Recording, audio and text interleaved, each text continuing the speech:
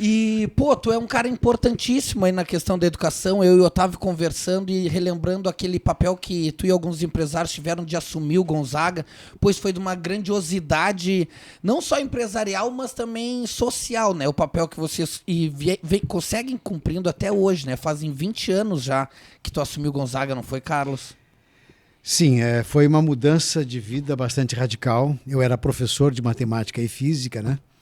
Então eu trabalhava 62 horas em sala de aula por semana.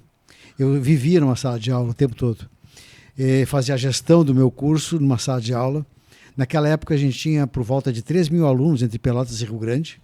Nós tínhamos várias turmas de 180 alunos, de 250, e tínhamos algumas turmas de 30, de 40, né? Uhum. Então era bem diversificado as turmas de cursinho. Eu vivia aquele momento inesquecível, maravilhoso, porque as aulas eram realmente fantásticas. Eu vivia, o meu dia era de diversão, porque dar aula era uma diversão. Eu sempre gostei de dar a minha aula. E as turmas eram maravilhosas. Ter um grupo de 180 alunos te assistindo e tu poder ensinar 180 alunos é uma coisa fantástica que tu não esquece nunca mais da tua vida. E a gente brincava durante a aula, e a brincadeira ia acontecendo, e a aula ia acontecendo, e a gente fazia com que passasse o dia facilmente. Tive uma turma que não esqueço mais o que eles fizeram comigo. Eu cheguei um dia para dar aula, porque eu entrava uma vez por semana naquela turma. Então, 180 alunos, lotadinha a sala. Entrei para dar aula e o quadro não tinha apagador. Digo, como é que eu apago para poder dar aula, né? Olhei, estava em cima do quadro. Mas não tem problema, eu dei um pulinho rapidinho, peguei o apagador. Na semana seguinte, esse apagador estava em cima da televisão. A televisão ficava ao lado do quadro, um pouco mais para cima. Então ele estava em cima da televisão. Não tem importância, eu cheguei... atirei uma coisa no apagador, ele caiu, peguei na mão, saí dando aula, nem dei bola. Na terceira semana, o apagador estava em cima, eu entrei, estava em cima da cortina. A cortina era bem alta, o pé direito alto, e não tinha como chegar lá, não tinha nem pauzinho para poder mexer.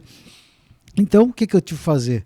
Olhei para o quadro, vi que o quadro estava limpo, trabalhei a aula inteira de ponta a ponta, economizando o quadro, 5,5 metros de quadro, e terminei minha aula na boa, e ainda ri deles, né? Sim.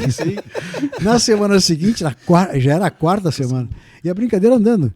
E na semana seguinte, estava de novo em cima da cortina e o quadro todo escrito. Bom, aí eu tive que pedir ajuda, parar a aula.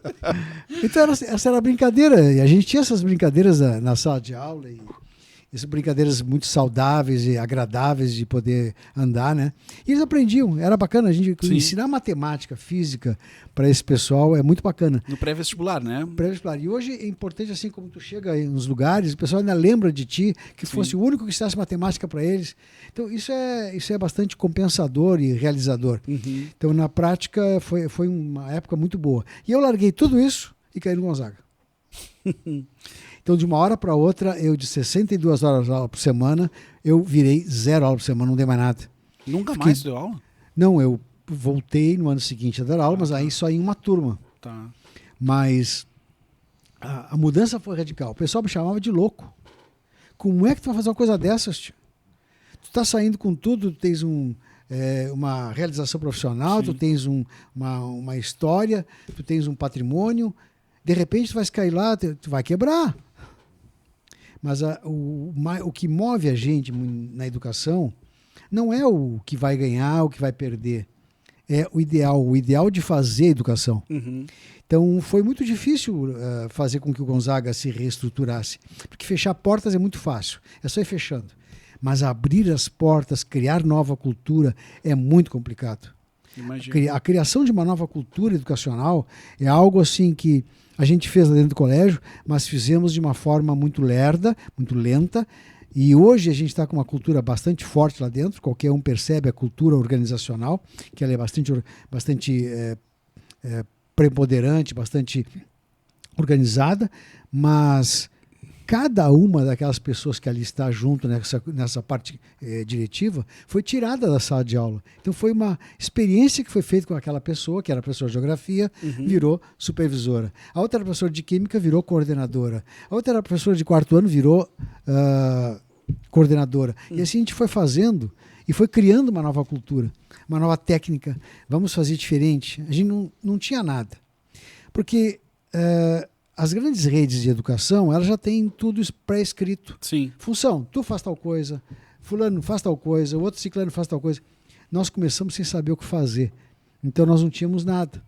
E as cabeças que existiam lá dentro, elas não podiam ser aproveitadas, porque elas vinham de uma cultura extremamente ruim.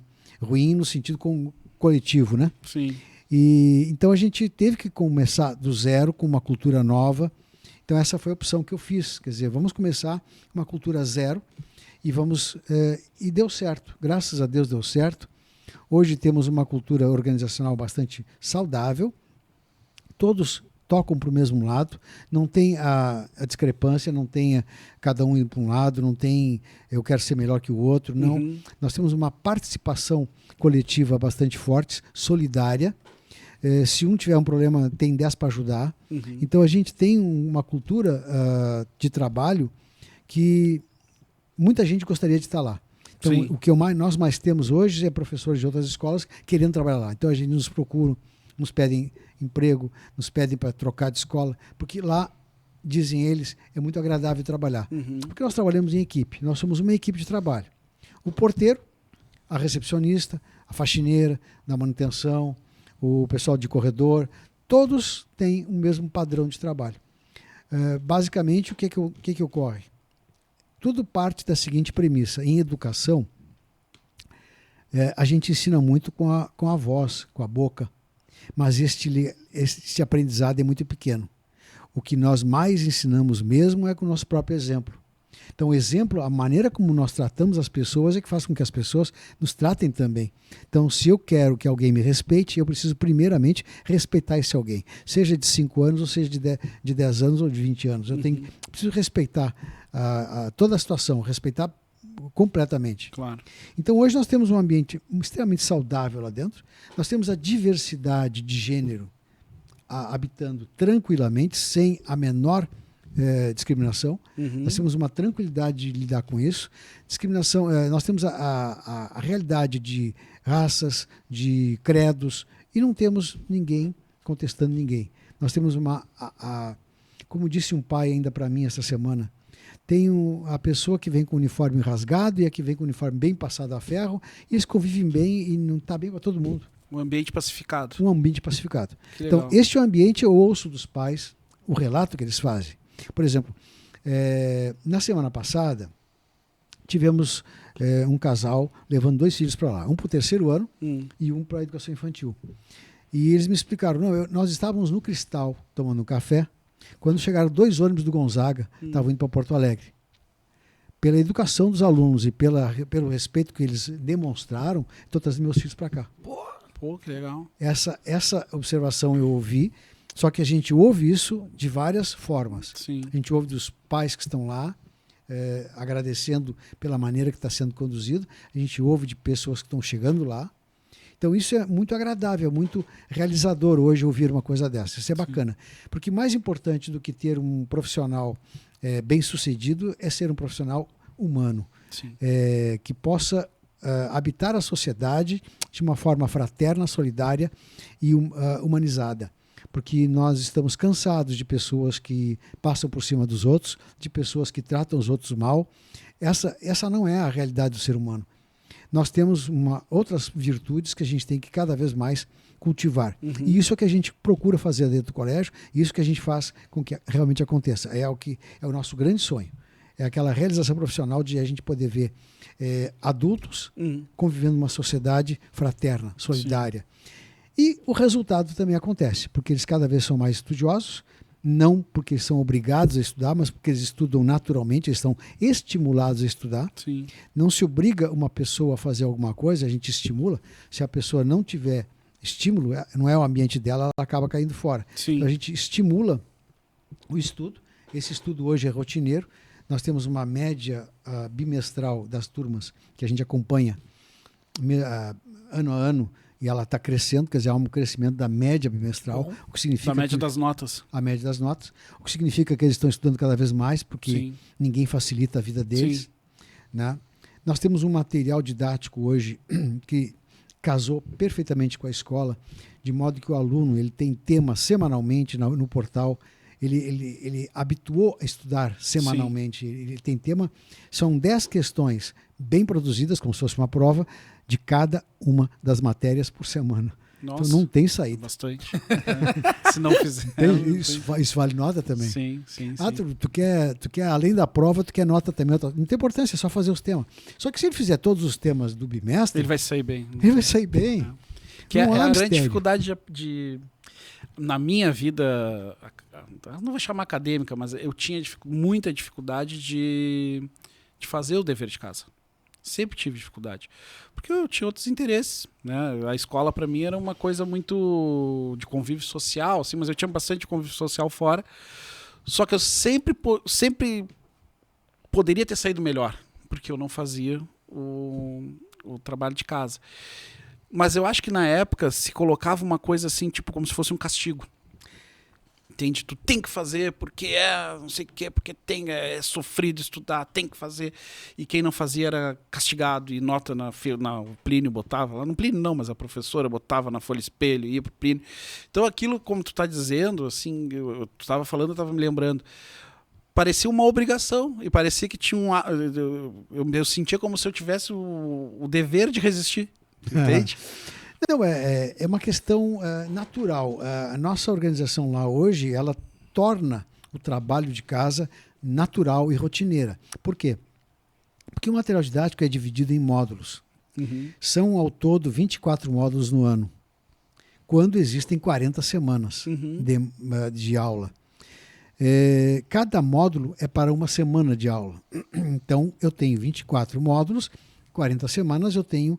Então, a coordenadora já libera um calendário para cada turma. Então, a turma tem o seu calendário afixado na sala. Eles sabem qual é o módulo dessa semana. Essa semana é módulo 1. Definido isso antes. Semana que vem, módulo 2. Na próxima semana é revisão. Na outra semana, módulo 3. Aí tem a semana de provas. Aí tem a semana do módulo 4. Aí tem a revisão. Então, a gente vai intercalando módulos, revisões, provas, trabalhos que vão acontecendo. Sim. E, nesse meio tempo, o módulo 1 já liberou na plataforma um tema. Então, está lá um tema na plataforma, o pessoal vai para a plataforma. E o nosso aluno, cada vez mais, é digital. Sim. Né? Então, automaticamente, ele vai na plataforma, ele faz pelo celular, ele faz pelo computador. Então, automaticamente, ele entra na rotina. Então, há uma naturalidade da rotina de estudo.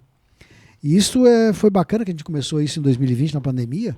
E durante a pandemia a gente trabalhou com os módulos. Sim. Né? A gente trabalhou com essas semanas. aprenderam muito. O pessoal alfabetizou no primeiro ano fundamental à distância. É mesmo?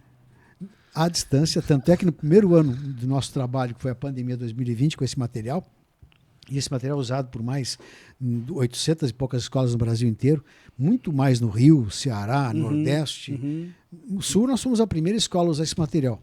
Então, esse material, na realidade, descobriu que a gente tinha alfabetizado à distância, e a nossa coordenadora das séries iniciais fez palestra para todo o Brasil. Ah, que legal. Como é que ela tinha feito essa alfabetização. Então, foi realmente bacana, a gente virou uma sensação dentro do material. Tanto é que agora, sábado, tem um encontro, novamente sou convidado. Quer dizer, eu sou uma das escolas do Brasil inteiro, mas a nossa escola apareceu aos olhos deles. Sim. E a gente virou um brilho maior. Isso é bacana. Sim. Bacana ver que o resultado aparece lá. Porque a alfabetização é bacana. Primeiro ano fundamental. O que acontece? Começa em fevereiro.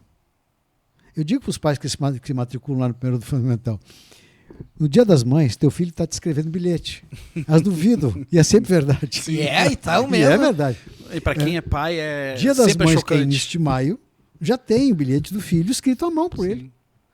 Pô, que massa. Agora, Baita marketing também, né, ô Carlos? Mas isso sempre foi assim. Sim. Desde o primeiro ano. As professoras das séries iniciais são fantásticas. Elas fazem com aquelas crianças algo que jamais eu pensaria que pudessem fazer. Elas são amorosas, são afetivas. E tem outro detalhe: não existe ensinar sem afeto. Primeiro o aluno gosta da professora. Depois ele gosta da matéria. Aí ele estuda. Sim, Se isso é tu muito não- verdade. Se tu não gostar da pessoa, tu não vais gostar da matéria que ele ensina e não vais estudar a matéria que ele ensina. Sim. Então tu tem que ter o afeto. Sem o afeto tu não tem alternativa alguma de educação. É apenas tu tentar cravar um ferro numa pedra. Não tem saída.